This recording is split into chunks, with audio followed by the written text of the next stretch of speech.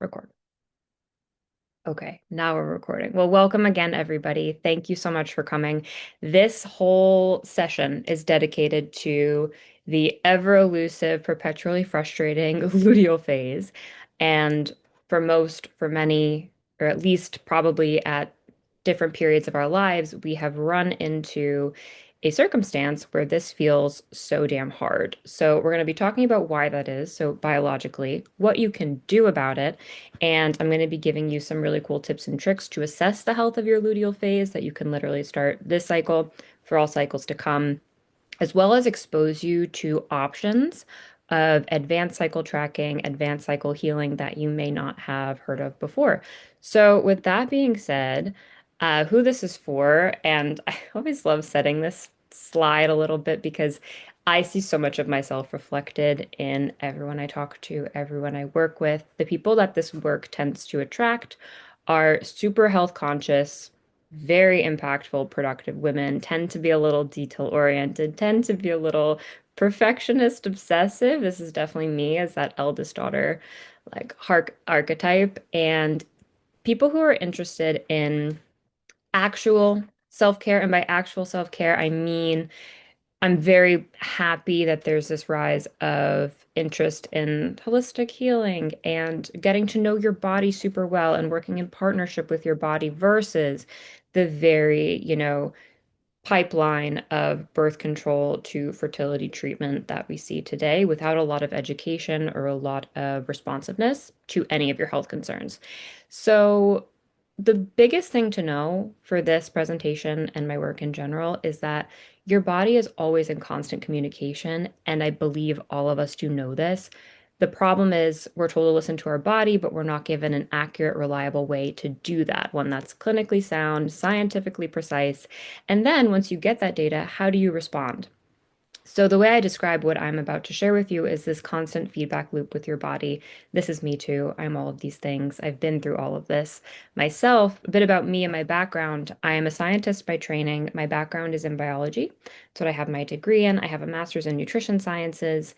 And for the past 7 years, I've been in biotech, so personalized blood testing and D2C consumer testing. So right now I'm the director of science at Inside Tracker, which is a personalized wellness company. And I'm also a menstrual and fertility health practitioner because even I always say, despite that privilege, despite that training, a high degree of education in the human body sciences, I knew jack shit about my own period. I was on the pill for 6 years, which I like begged for because I had horrible period cramps. I had severe hormonal acne. I was like, I don't know what to do about this. No one can help me. I'm being told take Advil, and that's about the extent of it. So getting deep into the rabbit hole on my own for like the past 5 or 6 years, this is what I've come to learn. And I just love sharing it as much as I can with all of you. Because if I didn't get this knowledge, like, how can I expect anyone else to have gotten it? I mean, doctors don't even get it. I train medical residents, doctors all the time in this method because we're just simply not taught this as a society. So, coming back to the luteal phase, what many people experience, and let me know if you experience these yourself or if there's anything else you want to add to the list, but a high degree of irritability or mood swings in that 7 to 10 days, even like 3 to 10 days before your next period comes. And anxiety, mood symptoms, these are really, really common symptoms. Feeling absolutely flat, so zero energy, can't do anything, can't make yourself do anything, bloating, breast tenderness. So we see very direct physical symptoms, crappy sleep. So also really common, low motivation, feeling fatigued. That brain fog is a bit subjective, but I think we can all relate to this in some way or another. Acne and cravings, so especially sweet things. These are ones you've definitely heard of as well. Menka says this plus iron deficiency equals dead. Yeah, 100%. Yes, it's all related. Nothing happens in a vacuum biologically, which is so important. So definitely that's just fuel to the fire. Fuel to the fire. And many people are told or assume this is normal PMS. And I'll level set with all of you throughout this presentation that common does not equal normal and give you a good sense of what the luteal phase should feel like and what it should not. This list is a red flag. Every single thing on here is a red flag to me. It's something that should not be disrupting your life in this way, and there are absolutely things we can do about this. So I find most advice to be backwards. Oh, Keely says list is super relevant. Also, holistically managing perimenopause. So every cycle is different. This is going to be super important for anyone in that perimenopausal phase because your cycle can totally surprise you. Just a quick aside on menopause and perimenopause, we're taught that this, I'm not sure how my Zoom is going to flip me, but we're taught that like our hormones start up here, right? Our reproductive age, and then just nicely descend until we hit menopause. But like Keely's saying, it's actually like this. Like the hormone surges and dips are so unpredictable. They're not this nice decline. So having a method to understand what your hormones are doing any given day is one of the best things you can do in perimenopause to set yourself up for success, to actually accurately diagnose and then also accurately pick the interventions that will work best for you. So, highly relevant. I love that you brought that up. In the luteal phase, love, I love to. The luteal phase, we're given advice like things you can do in the week before your period, right? Like take your magnesium, take a bath, salt bath, um, castor oil pack, all these different things that you're supposed to do the week before your period. And that's all fine and good. But what I'm going to be exposing you all to today is that the luteal phase is actually the direct result of everything that happened earlier in the cycle and the cycles before. So PMS symptoms can be not addressed downstream. We want to go upstream for this. So to explain this well, I want to do a quick review of what the luteal phase even is biologically. So, when we look at the entire menstrual cycle, starting from the first day of your bleed to the start of your next period, this whole thing goes through a series of phases. And there are two major phases. The first is the follicular phase, which goes from this day of your first, the start of your bleed of your period, so day one, to the day of ovulation. And then from the day of ovulation to the start of your next bleed, this is called your luteal phase. Now, notice I'm saying phase, I'm not saying second half of your cycle because this is a bit more advanced, but the way you can think about it is the follicular phase can be quite responsive to your environment. So if you've ever been sick or traveling or a lot of stress has been going on in your life and your period catches you by surprise as to when it comes, what's changing is the time of your follicular phase. The luteal phase is quite fixed. So this is going to move in response to the follicular phase, but really the length of the luteal phase is always a certain band of time, 12 to 14 days, ideally, which we'll be talking about soon.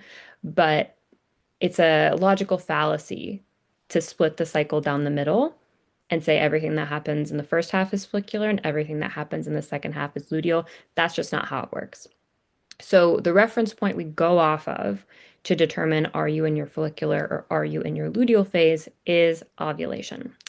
So, what's happening from day one to ovulation, the follicular phase, you can understand it from the word. So, follicular phase, your follicles are developing. So, if you have your period right now, that next cohort of eggs, which the winner is going to be ovulated in that cycle, is already starting to develop inside the ovary. And these developing follicles inside the ovary are what's kicking out that estrogen. So that's what you see right here, this estrogen rising as we get closer to ovulation. This is thanks to those developing follicles. So if you had asked me like, oh, where do you think estrogen comes from that makes you feel so good around, your ovulation phase, I would have been like, your brain or, somewhere else. But truly it's coming from your ovaries. And when estrogen levels get to a certain point, that is a triggering event for your, essentially tells your brain surge LH, luteinizing hormone, and that surge is the triggering event for ovulation. So when we see ovulation, this is again at the level of the ovary. We have the dominant follicle, the winner egg, busts through, leaves the ovary, heads into the fallopian tube where it awaits potential fertilization. And then, staying in the level of the ovary, if we want to really understand the luteal phase, the thing that the egg left behind is called the corpus luteum, which gives us the name luteal phase. So, what the corpus luteum does, again, hormones coming from your ovary, This kicks off that progesterone. And the progesterone is the dominant feature of our luteal phase. So we want to surge progesterone right after we ovulate, and we want to keep it high until it gradually comes down, which marks the start of our next cycle. So, at a very high level, what your luteal phase is telling us, it tells us, did ovulation even happen? Right? Because if you don't ovulate, you're not making progesterone. So, if you're not making progesterone, this estrogen that you have going in your luteal phase is running unopposed. So, this is really common when you start experiencing symptoms, is if you don't have the progesterone to essentially buffer any of the crap you may be feeling in your luteal phase, or you may have ovulated but you're not making enough progesterone and making enough progesterone for long enough to smooth out and like carry you through that entire phase to the start of your next period. If this starts dropping off too soon, this is where we run into those symptoms as well. So, did you ovulate? What was the quality of the ovulation? And by quality of ovulation, I really just mean how well are these hormones surging in response to ovulation? Are they hitting the levels they're supposed to and staying at those levels? And then for how long?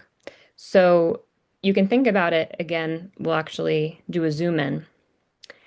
It's so easy to see or think about our menstrual cycle and say, okay, we have a bleed, we have this thing called ovulation, and then I have this freaking luteal phase. And it's easy to see them as separate parts. But when you look at it at the level of the ovary, it's actually just different pieces of one story. So again, the very start during your period, you've got these follicles developing.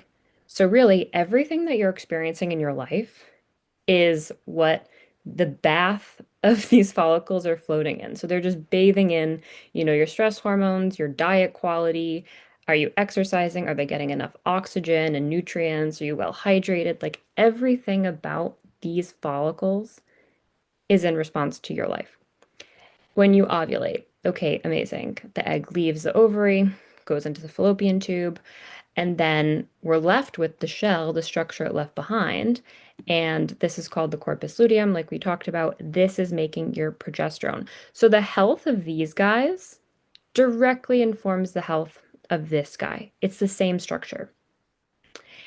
And then when we're talking about the length of time from your ovulation to your luteal phase, this is determined by the life cycle of that corpus luteum. So if you have a shortened luteal phase, it's probably because this guy's not healthy enough to sustain that nice 2 week window that we want to see, where this is making a sufficient amount of progesterone and it's doing it for the entire luteal phase. Let's see, I know that was. Please drop any questions at any time because I know this is a lot of like biology, but it is essential to have this before we talk about how to change it. So, taking all that information into consideration, we can actually predict what makes a good luteal phase. Let's see, we do have a question. Are we able to get a recording? Yes, Stephanie. Yes, there will be a recording sent out to every single person who registered. So you will have this. Absolutely. When we are looking at healthy luteal phase, you're welcome. We can predict it based on the two things we just talked about. Ovulation, basically, did it happen? And then the health of your corpus luteum. So, ovulation, just to remind us, that's the event that makes us produce progesterone. No ovulation, no true luteal phase. You can still, this surprises people, you can still have like a period that comes like clockwork, even without experiencing ovulation. And if you've ever heard the term true period, true bleed, all that means is that's a bleed that was preceded by ovulation. But if you could still have a bleed that's not preceded by ovulation, this would be potentially not a true period. It would just be essentially a breakthrough bleed, which is, good to know, good information to know. So really, if you want to assess the health of your cycle and really understand all the different parameters of menstrual health, you really have to know if and when ovulation occurs. And then we thinking about corpus luteum health, the shell of the egg that got ovulated. This is what's physically making that progesterone that we need so much in order to make sure we don't have these tough symptoms of the luteal phase. And then the length of the luteal phase, that will last for as long as the life cycle of the corpus luteum can sustain. So the healthier your corpus luteum, the healthier your luteal phase is what that comes down to. So to target the first piece of that equation, confirming ovulation, knowing if and when it happens, the way we do this, the most scientifically precise way, is to track your primary fertile signs. Short of taking a daily ultrasound of your ovaries, I mean, every single day, all the time. I don't know about you, but that's definitely not something I can do or am interested in doing. This is the best way to do it. So the two primary fertile signs that I use every single day, I teach people to do in the method of cycle tracking I'll be talking about are basal body temperature and cervical mucus. The reason we look at these two things, if we go back to our menstrual cycle chart, we're really just spying on these hormones in real time. So cervical mucus that you see around your fertile window, it's where you see maybe like whitish, creamy mucus, that fluid that turns into egg white, that really, slippery, lubricative, egg white, stretchy mucus. That is produced in direct response to estrogen. So we're very interested in that. And then you can also confirm ovulation based on the patterns that you see in your cervical mucus. You can also confirm ovulation with your basal body temperature. So why are people taking their temperature all the time when they're tracking their cycle? It's because when you ovulate, progesterone raises your basal metabolic rate. So when you're taking your temperature every day, we would expect to see a sustained thermal shift in your basal body temperature thanks to that progesterone. So we can really understand when that shift happens and then essentially the duration of how long your temperature stays elevated for. And that gives us a really good clue into what your progesterone is doing. Let's see, I did see a chat. Shika, what could be the reasons to not ovulate? Isn't it meant to be regular? This is an amazing question, and I do want to address this. So, the reasons to not ovulate, essentially, you should be ovulating every month. Yes, ovulation is essential to reproductive health. Why? Because we need it to happen to get the proper hormonal surges at the right time. Why might you not ovulate? The reproductive system is so interesting because it's actually the lowest priority for your body. So if there is any shortage of energy, nutrients, um, oxygen, all of that will get diverted to other body systems to spare the reproductive system to essentially conserve energy. Because you don't need the ability to get pregnant to survive until tomorrow. You need to keep your heart beating and your lungs breathing and your brain thinking. Those are the body systems that demand energy. They're higher on the priority list. So often, and this is really common of the modern woman, we're usually not eating enough or we're not eating enough nutrient density to sustain really healthy hormone production. We are in a state of chronic stress, which by stress, I don't just mean like walking around feeling anxious. That's absolutely a part of it. But by stress, I mean literally every aspect of living in 2026.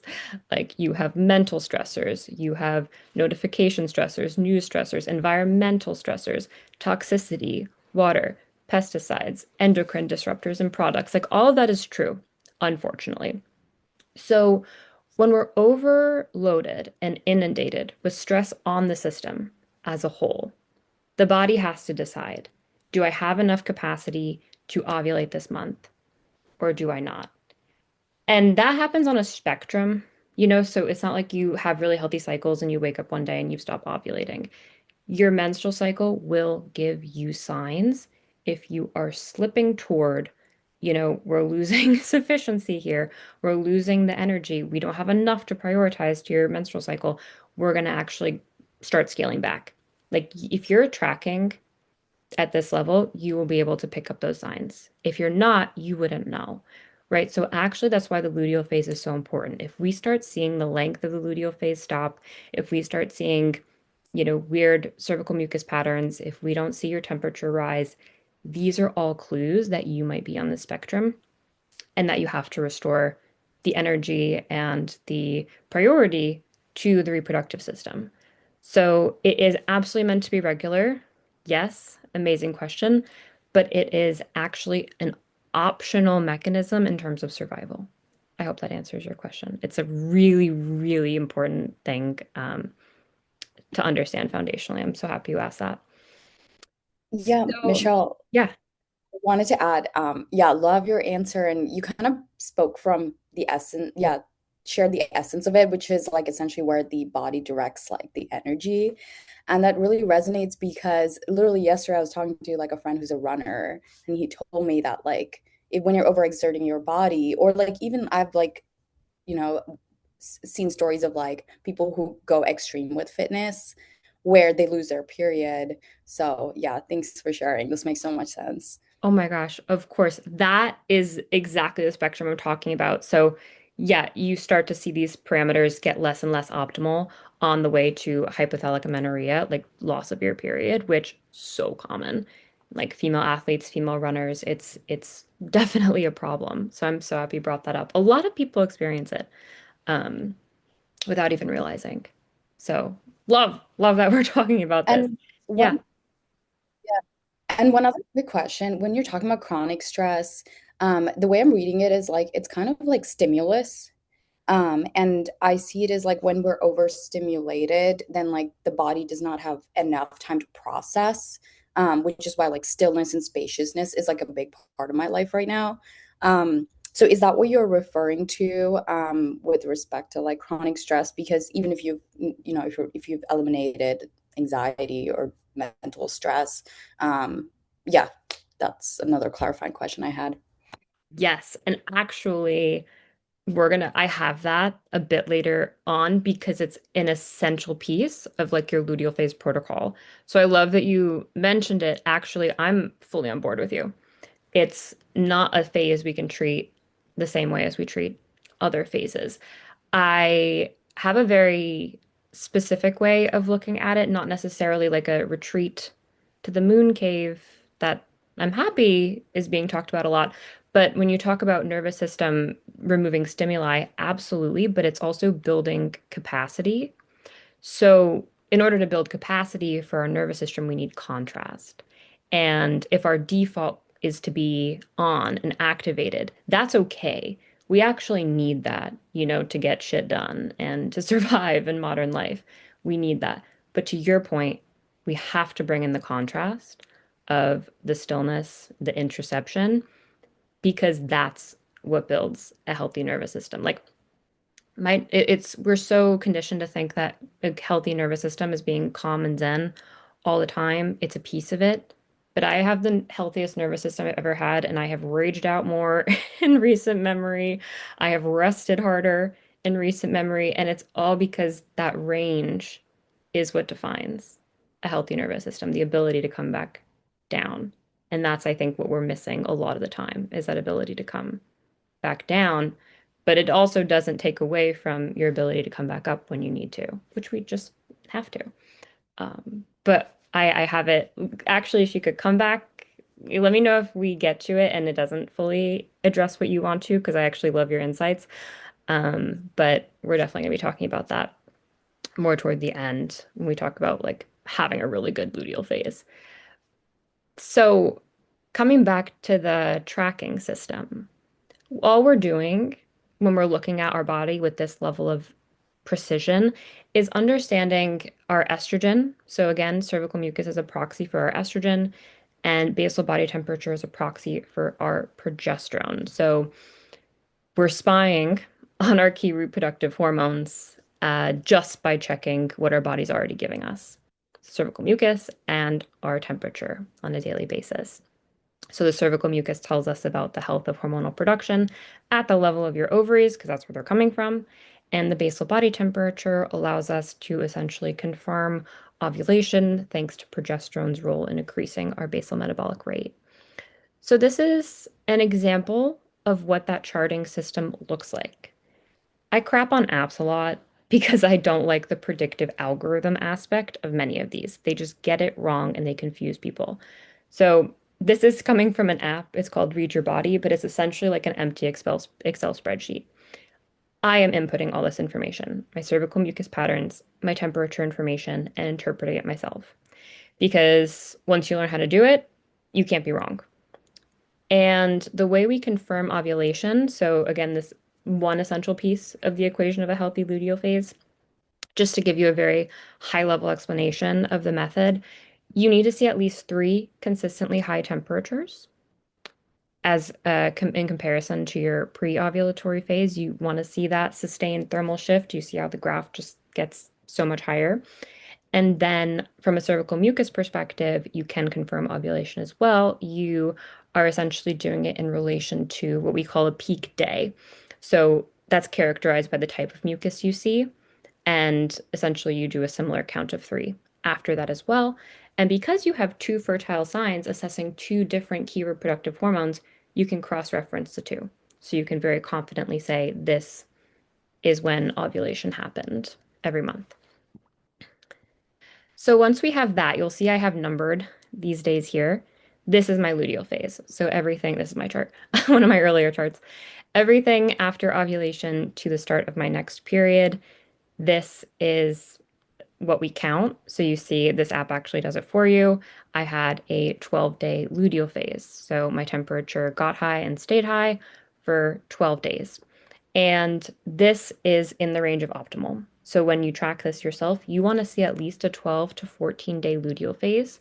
Why? Because that tells us that the health of your corpus luteum is high. It's saying that it's able to make and sustain progesterone for at least a 12 to 14-day window. From a temperature perspective, we want to see it stay high as well because that's reflecting your progesterone. You don't want to see any cervical mucus post ovulation because what that is actually doing, I was talking about how the estrogen encourages your cervix to produce the cervical mucus around that fertile phase. The progesterone coming in should clear that up. So actually what it's going to be doing is prevent it essentially like plugs the cervix. So if you see any like whitish, pasty, creamy mucus between ovulation toward the start of your period, this is a sign that you might not be making enough progesterone. Also, symptomatically, how are your moods? How are your energy levels? Do you have a nice gradual decline in energy before your next period, or is it like, I got hit by a brick wall? What your luteal phase should feel like is a smooth, energetic wind down. I'm not of the philosophy that we can just power through and optimize so that we don't actually feel the effects of our menstrual cycle. This stuff changes your brain every single week. I mean, the difference of the concentrations and the types of hormones at different times, we are responding to that. And you feel it, right? You have more energy, you can make thoughts faster, you feel like you want to be inward more at certain phases. We are always going to respond to these hormonal transitions, and that's how we're wired. But there are several ways we can support this hormonal drop so it doesn't impact our lives so severely. So, luteal red flags I'm looking for are: is your luteal phase 11 days or less? Are your temperatures dropping off too early? Are you seeing that creamy, pasty cervical mucus post-ovulation before the start of your next period? Are you experiencing significant, disruptive PMS symptoms? Anything that annoys you, I characterize as disruptive. Spotting before your period is also a really good indication that potentially you could be dealing with progesterone insufficiency. Going back to the earlier question, ovulation is metabolically demanding. So the luteal phase is going to basically tattletale. Has your body gotten the resources it needs to support that phase? So this is an example. Again, this is my early charting days. It looks a little crazy for a lot of reasons, but I'm going to just share with you the things to look out for. I was actually comparing two different types of temperature tracking here. That's why you see the two lines. Um, in the symptothermal method, which is the charting method I use, we have a standardized notation system for capturing anything that comes out of your vagina, essentially. And the cool thing about that is everything you track has a direct health translation. So, like I was talking about, what this means, you don't have to know what it means, but essentially, this notation right here means that I was seeing that creamy, pasty cervical mucus after ovulation. So, oops, red flag number one. This particular cycle, I had an 11-day luteal phase, and you might be thinking, oh, 11 is close to 12. It is, but it's not good enough in my world. The definition of optimal is, 12 to 14 plus days. So, luteal phase red flag number two. So I did a few things, and from a treatment perspective, I keep it very much, nutrition, targeted supplementation, lifestyle. That will account for like 90% of improvements, 90% of the time, which is kind of annoying to hear, right? Because a lot of it seems so obvious. But the fun part about tracking is that I did simple things. I switched from caffeinated coffee to decaf after I saw this graph. I made sure I was going to bed at the time I was supposed to be going to bed because I knew sleep majorly impacted progesterone. I made sure my breakfast was a bit more protein heavy because I tend to not do that. And what else did I do? I did do a targeted supplementation protocol. It was like a high dose, essentially, of vitamin D in the follicular phase, because, like I said, the bath that those developing follicles are in the follicular phase determines the health of your corpus luteum. So that's a fun trick you can do. And then the very next cycle, this was the very next cycle, I saw my luteal phase extend to 12 days. That creamy cervical mucus dried up in the luteal phase. So again, there's no such thing as a perfect cycle, first and foremost. And just because I locked it in this cycle didn't mean I didn't have subsequent cycles where, I slipped here and there and I saw my luteal phase drop back to 11 days. Like, that's not what I'm saying. I'm just saying the things that we can do consistently over time do impact your cycle and they can impact your cycle pretty quickly. If you have tough symptoms, you can expect to see results in about 3 to 4 months of consistent interventions and tweaks, which is so nice. And then you have this feedback loop essentially telling you, confirming what you're feeling. So we have a couple questions. Is the temp rise enough to be felt without a thermometer? You tell me. I personally cannot tell. The only time I can tell if I have an elevated temperature is if I get sick. But really, to be honest with you, maybe people have other anecdotes, but for me, this is absolutely something to track because you might not notice it, or it's unlikely that you would notice. And even if you did notice, like, oh, I feel like my temperature may have gone up today, how do you know that it stays that way? It's a bit tougher to assess without the actual information. So it's a really good question. Maybe like maybe if you chart for long enough, you just get so intuitive that you can. I'm sort of approaching that phase now where I still do track to this level, but I'm sensing things a lot more. And I'm usually right, but I wouldn't abandon the method just yet. I do think I do think we can get to that level, but I really like that question actually. So my tips to you for a smoother luteal phase. A couple big ones that I see that make the biggest impact for people in the shortest amount of time are to usually eat breakfast within 2 hours of waking up and make sure it's at least 15 to 20 grams of protein. Women are chronic undereaters, myself included. Even with a literal nutrition degree, I'm not a nutrition tracker. Sporadically, I will just to get an assessment of macronutrient breakdown, and I'll be like, "Oh my God, I am not eating as much as I thought I would." Or the inverse, right? Like that bag of chips was a lot more than I thought it was. Okay. So I do like to spot check, but I can tell you on average, we're not getting enough calorically or from a nutrient dense perspective. So the way you can solve that is fill the gaps where you have them. If you're not eating breakfast, start doing that. Aim for it to be more savory. Typical breakfast foods are hard to make fit. Eggs are a really good example. Yogurt's a really good example of high protein options. But often I find like leftover dinner, like this morning I had salmon for breakfast. That to me is just so much easier to fulfill these needs. Also, meals versus snacks. So typically it's easier to snack during the day, but we really should aim to have meals. And lunch ideally should be the biggest meal we have. And this is normally not the case for most people too, because if you're looking at total caloric intake during the day, Adding more earlier in your day is going to set you up for success by the end of the day, which is when snacking and gap filling tends to occur.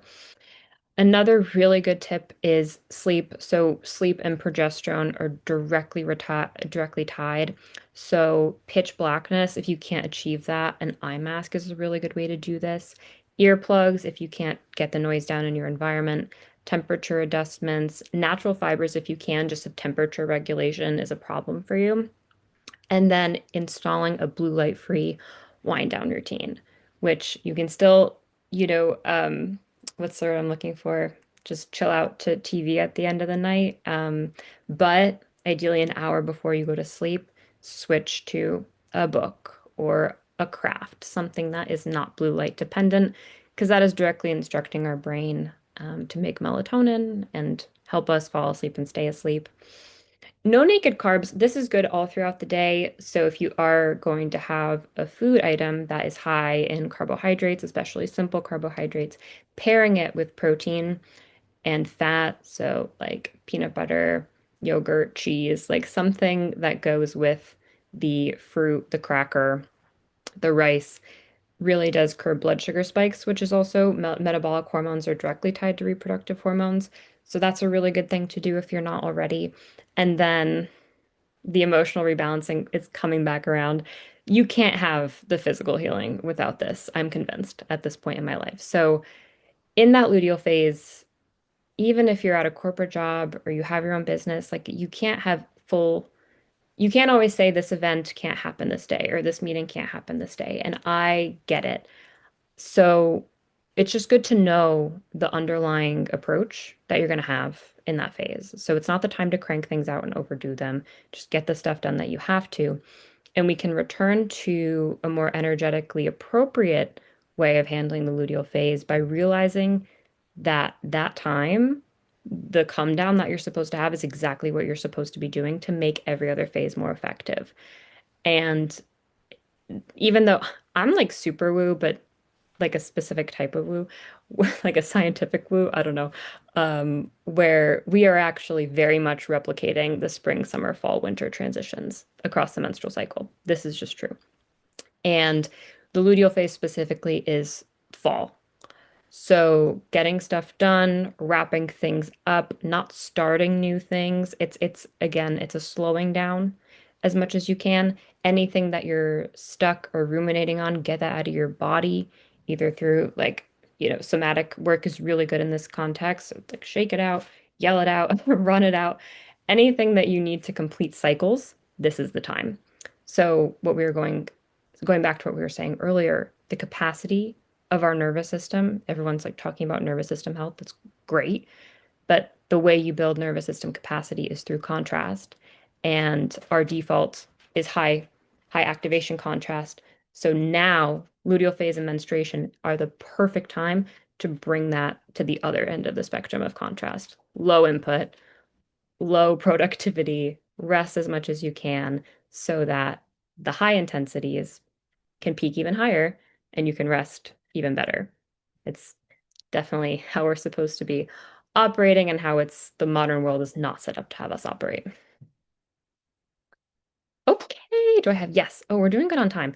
So, advanced luteal phase healing. This is like definitely foundational. Start here if anything sticks out to you as something that could be new or you haven't thought of or haven't tried. Definitely try here. Things that I've seen really take it to the next level. From a supplement perspective, there are three supplements that always float to the top.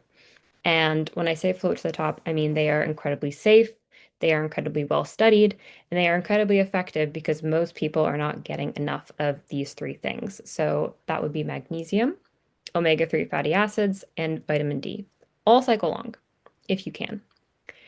And then in the luteal phase, you can actually increase your magnesium dosage because magnesium really helps support progesterone production.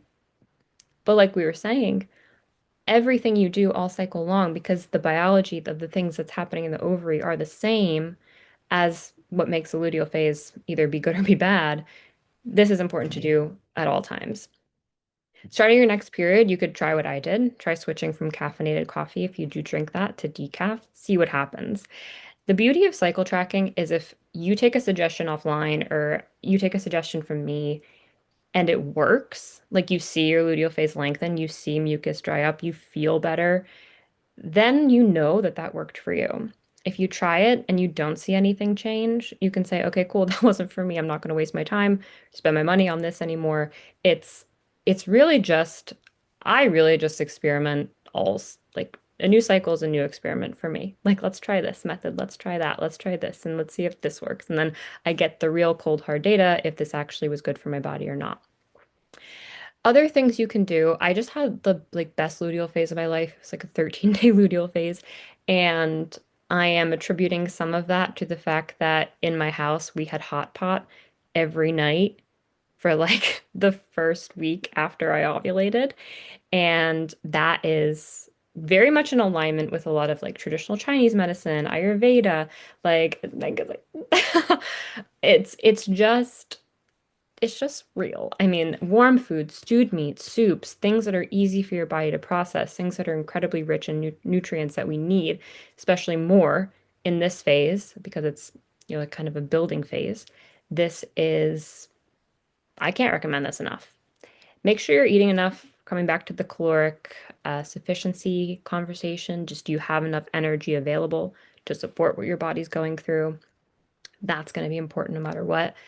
Track your cycle. So I hope I've maybe made the case for how powerful understanding your body at this level. Did ovulation occur? What are the signs of your luteal phase to assess that health and actually watch it respond to the things that you do. I would be remiss if I didn't do a little soapbox on cycle syncing. I love the idea of it because, like I said, we are embodying a natural cycle of spring, summer, winter, fall. Or fall, winter, every single cycle. And cycle syncing does its best to pair activities to these phases. Now, my problem with modern cycle syncing is if you take like a screenshot from Instagram of this girl who's like, this is when you should work out and do your HIIT in your ovulatory phase and strength train in your luteal phase and eat root vegetables right before your period, like it will prescribe a calendar of events. And if you notice what I did on this diagram, again, this is from a textbook. I cross out these days because not everyone ovulates on day 14. Literally less than 25% of women actually ovulate on day 14. It's a population average. So any cycle syncing calendar you see is geared toward this textbook template. But if you don't actually know what your hormones are doing, say you ovulate on day 19, very common, you're like still making estrogen all through this time. But your cycle syncing template's going to tell you to do something that's actually geared toward, when estrogen levels are the highest. So you're fine to do those things, but you bet you're a lot better off doing them when your hormones are actually like at the levels they're supposed to be for that objective. So you can't cookie cutter put people's hormonal patterns on top of a 28-day template because most of us are not working off of a 28-day template. You're not going to know what template you're working off of unless you actually track your cycle. So I have a problem with the day prescriptions everywhere because everyone will assume every woman ovulates on day 14, and it's bad. It's fake news. So cycle syncing. I love that it's popular because it makes people very cycle curious. They're like, can I work out differently? Can I eat differently? Can I do these things in accordance with my body? The answer is yes. You are a cyclical being and you can absolutely use it to your advantage. But where I think most people should be spending their time is in this cycle awareness space, which is everything I just talked about. Knowing your body, knowing when you ovulate, knowing if you have any hormonal red flags that need to be addressed, knowing if the things that you're doing to address them are actually working or not. That's the meat of the work. Once you understand where you are in your cycle and you've fixed any hormonal disruptions, because that's the key, cycle syncing doesn't fix your hormones. It actually just is like the cherry on top of healthy hormones. Once you do all that, then cycle sync to your heart's content. When you know exactly what your cycle is doing and how to heal it when it's off, this is where you can kind of go crazy with the cycle syncing. So honoring, you know, the best things you could be doing to use your unique cyclical pattern to your advantage. So that's what I have to say at a high level about cycle syncing. I'm not against it. I just think there is a way to do it properly, and the only way to do it properly is for you to know your body at that level. So I have a little mini mission for all of you. You can do this, with no tools, no nothing. And it's literally just to start observing some of these things to the best of your ability. So for your next cycle, assess your luteal phase length. So how long is it? At this point, I would say it's totally fine to use an app estimation at this point because we're really just cluing in, and that's the most important piece. If you want to layer in something more advanced, you could look at what happens to your temperature. This is going to be easier if you have, say, an Oura ring or a Apple Health watch. The later versions do this temperature tracking, temp drop, a wearable device, really good way to do it. Or you could buy the basal body temperature thermometer and just take that first thing every single morning to get a sense for your temperature patterns. Um, that is that it's like, you can get the cheap ones like $8 from Amazon or Walgreens or CVS. Nothing fancy there. What happens to mucus? So often people are not even paying attention to the mucus that comes out of us, and then does it come even in a pattern? It does, which is really cool. The first time I was like, God, this stuff comes in a pattern, and I wasn't even noticing. It's so wild. So what happens? What does it look like? What's the color? What's the consistency? What does it feel like when you wipe? These are the things that are really going to start giving you that information that we had talked about. And also, how do you feel? So symptoms, hunger, acne, bloating, breast tenderness, pain, irritability, all that matters. All of it's related. So the reason we do this is because it will turn your cycle into actual data where you can start making incremental adjustments. And then you find out what things shift these parameters more favorably and what things you don't need to worry about anymore. So that being said, I want to leave the last 9-ish minutes for questions. If you have any questions, whether I work with someone or not, I don't care, truly. I love talking about this. I love talking to all of you. I want to just give you essentially a buffet of options, expose you to the things you may not have known exist, set you up for success no matter what path you choose. Because cycle tracking is amazing, but it's not for everybody. And often we're not even exposed to the options we do have. So that's really what I'm interested in. So if you have any questions about you specifically, options you're looking into, definitely do reach out because it's my favorite thing to talk about. So with that, I will shut up. And if anyone has any questions, please drop them in the chat. If not, I will send out this recording. So again, questions are welcome after the fact. And I will give you back the rest of the hour for your Wednesday. So thank you all. Let's see. We do have a question, maybe unrelated, but is being a night owl a natural tendency or hormonal disturbance? I lay for hours in bed but cannot sleep before 1 a.m. with a dark bedroom, hot showers, etc. before bed. Think I'm so happy you learned a lot. Okay, great question, not unrelated. So for this, I would actually be interested in a few more pieces of information about you. And not to say I will ask you right now, but just for everyone to think about when you say laying in bed for hours cannot fall asleep, that is the actual crux of where I would see there is an issue that needs to be addressed. Being a night owl, less of a red flag to me because some people naturally are, chronotypes, night owls versus morning people. And there is, a genetic argument to be made as to why some people have that preference. I would say the length of sleep is more important at that point. So whether you fall asleep later than another person, are you still getting like that 7 to 9 hours that we know is optimal for health and hormones and all the other stuff? The insomnia aspect, though, that could be absolutely related to hormones. It could be related to, really it goes like gut health. So we are what we eat, but we really are what we absorb. So nutritionally, are you even getting enough things that you need to make the hormones that you have to? And then metabolism. So blood sugar is really closely tied to insomnia and sleep troubles and things like this. So how's your blood sugar looking? Are there any dietary changes you could make to stabilize blood sugar over the course of the day? And then from there, hormones are absolutely implicated too, where you might be able to get some really good information by looking in at your reproductive hormones as well. So a bit of a two-part answer to that question. I don't think falling asleep, being a night owl is so much of an issue, but yeah, I would definitely want to look at in more detail the inability to fall asleep. Awesome. Would love to chat more about nervous system regulation, trying to create a mental model of the stimulus aspect, because I think it could be any inputs. Yes, nutrition, exercise, sleep, absolutely. Also, any shifts or major life changes. And in some case, I've noticed this with the new moon, full moon. I'm hearing that so much. I love that.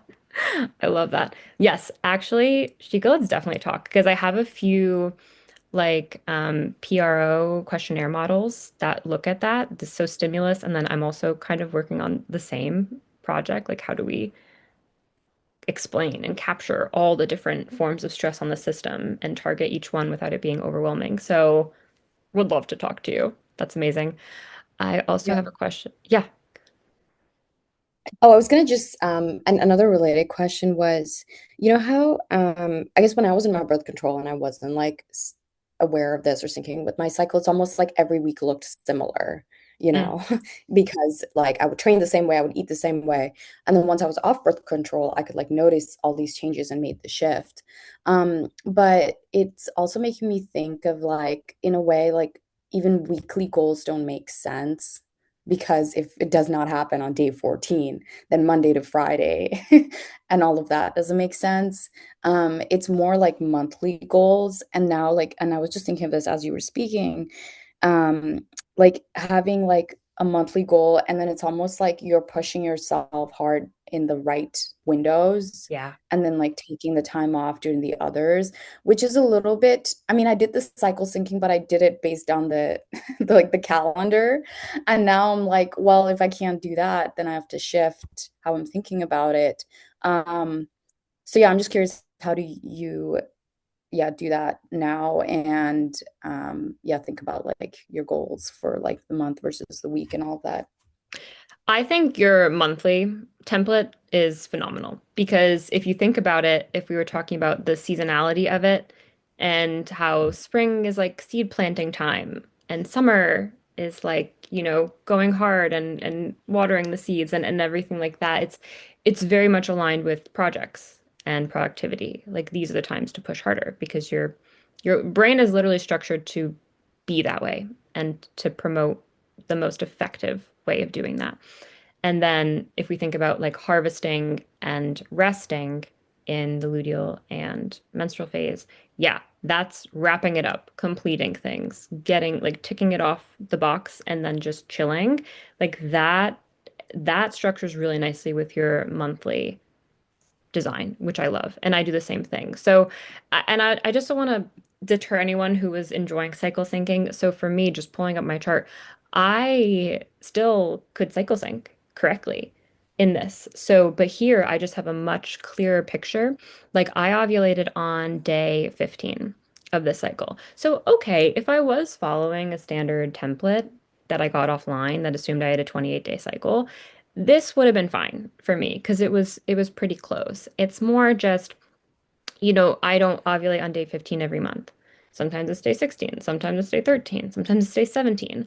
So knowing when and where my hormones are actually surging or starting to ebb and how that looks different for me month to month, just as a human with different stuff going on, that to me is the more powerful piece of information because that's the foundation I use to cycle sync. So the actions don't have to change. It's just when you do the actions. That could stand to be more personalized in the context of like 85% of people.